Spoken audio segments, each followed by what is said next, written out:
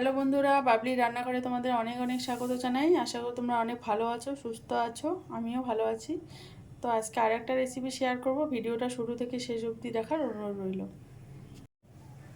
বন্ধুরা, আজকে কাতলা মাছের ঝাল করব। তো কাতলা মাছ নিয়েছি, লবণ হলুদ মাখানোর জন্য লবণ হলুদ নিয়েছি। আর মশলার মধ্যে নিয়েছি এখানে জিরে গুঁড়ো নিয়েছি মিক্সিতে, আর পেঁয়াজ নিয়েছি, পেঁয়াজটা দিয়ে দিলাম মিক্সিতে। রসুন নিয়েছি, কাঁচা লঙ্কা নিয়েছি,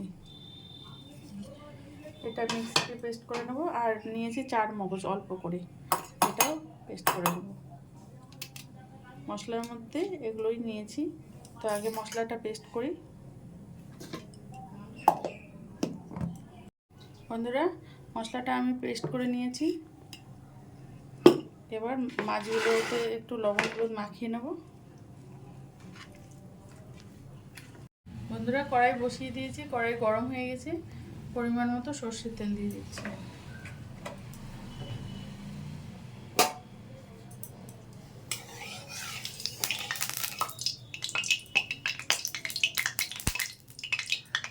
মাছ দিয়ে দিচ্ছি।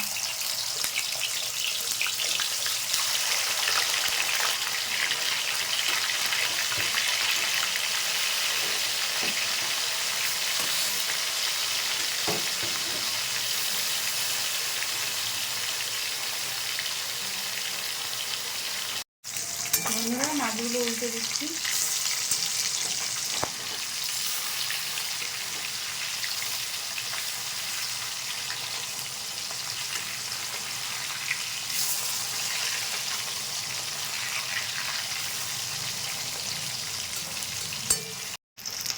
বন্ধুরা, মাছগুলো ভাজা হয়ে গেছে, নামিয়ে নিচ্ছি।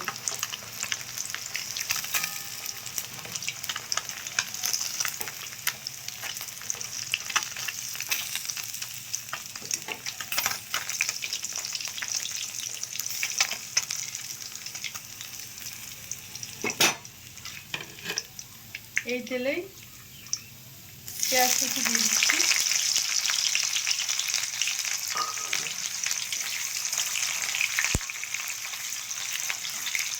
পেঁয়াজটা হয়ে গেছে ভাজা, তো মশলাগুলো দিয়ে দিচ্ছি।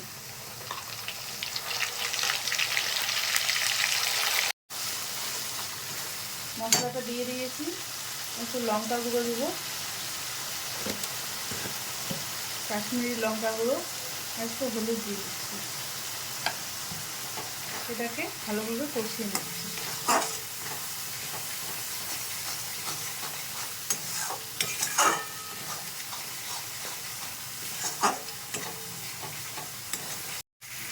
বন্ধুরা, মশলাটা কষানো হয়ে গেছে, এখন জল দিয়ে দিচ্ছি। আমি টমেটোটা ইউজ করিনি, আপনারা টমেটোটা দিতে চাইলে দিতে পারেন। আমি আজকে টমেটো দিইনি, আমি নর্মালভাবে করছি।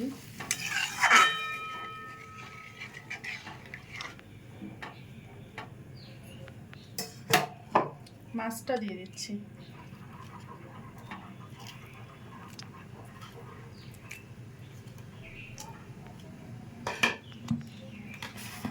পরিমাণ মতো লবণ দিয়ে দেবো।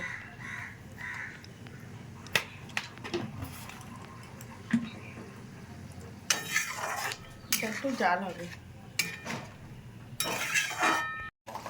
বন্ধুরা, মাছের ঝালটা রেডি হয়ে গেছে, কাতলা মাছের ঝালটা রেডি। তো গরম মশলাগুলো দিয়ে দিচ্ছি, একটু ধনে পাতা কুচি দিয়ে দিচ্ছি।